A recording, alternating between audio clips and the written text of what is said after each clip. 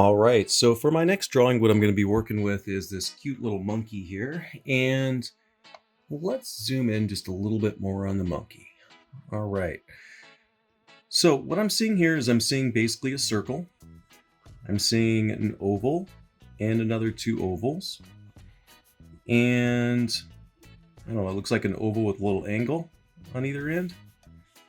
And then we'll just get this kind of sideways triangular shape. So we'll begin right up here, not at the very top, but something close to it.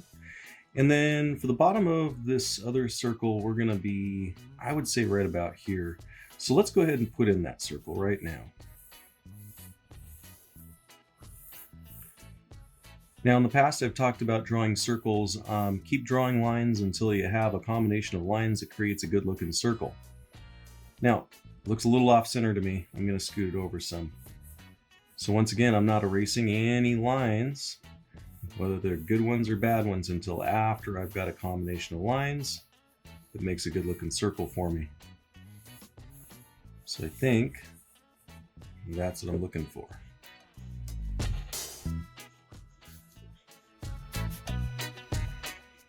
Now those lines are really dark, and I think it would be important to think about lightening them up a little bit. So I'm just going to go over them just a little bit, lighten them up a little for us here today. And that way we can make those disappear into our texture and value. All right, so I think we're getting in a good place right now. And what we're going to do next is we're going to try to get in this kind of T shape for the muzzle and eyes. So it looks like it would be about 2/3 of the way up is where the eye area comes up to. And it looks like the bottom of the muzzle comes a little bit below the bottom of our big circle. So I talked about it before as being like a big oval like this that intercepts another couple of ovals. And you got to pay close attention to see how far away they're coming from the edge of the circle. So it looks like I needed to come out a little bit more. So maybe a true circle instead of an oval.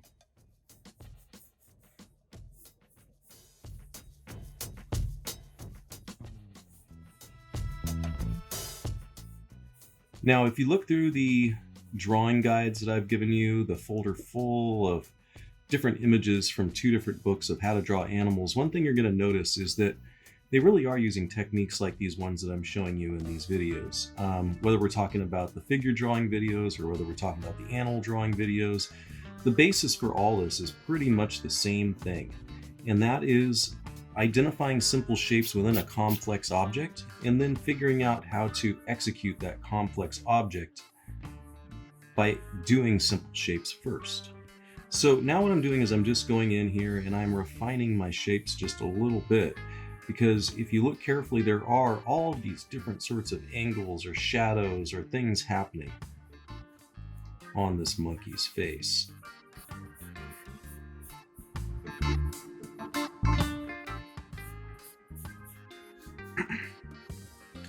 All right, I would say that a little bit higher than where the bottom of the circle would have been before is where the monkey's mouth is going to be. It does have a slight upwards tilt in the middle, going like that.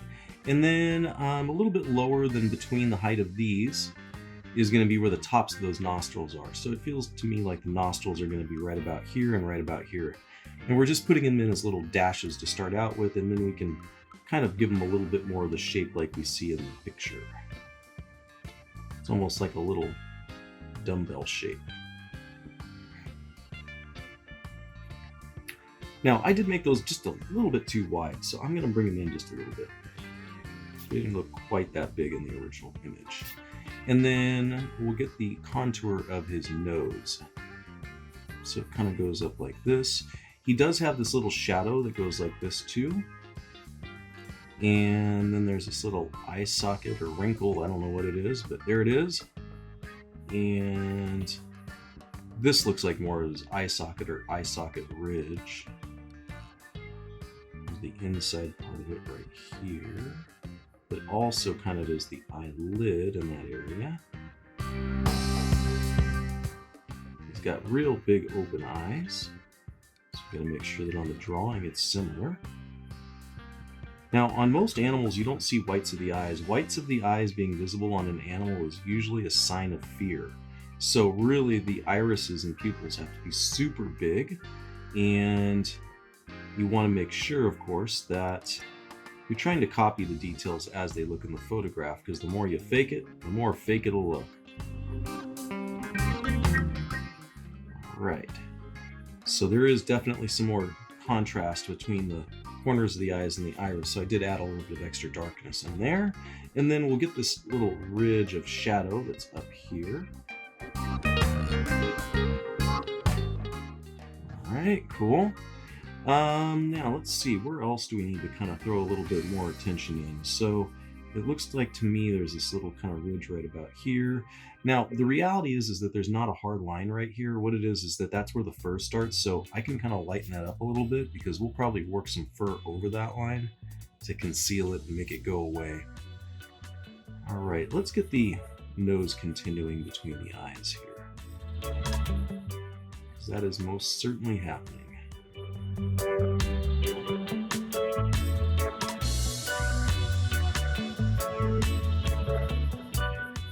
Get some of the shadow on his muzzle.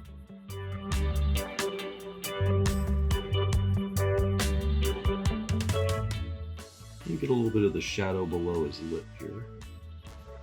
I'm going over the lip actually in this area.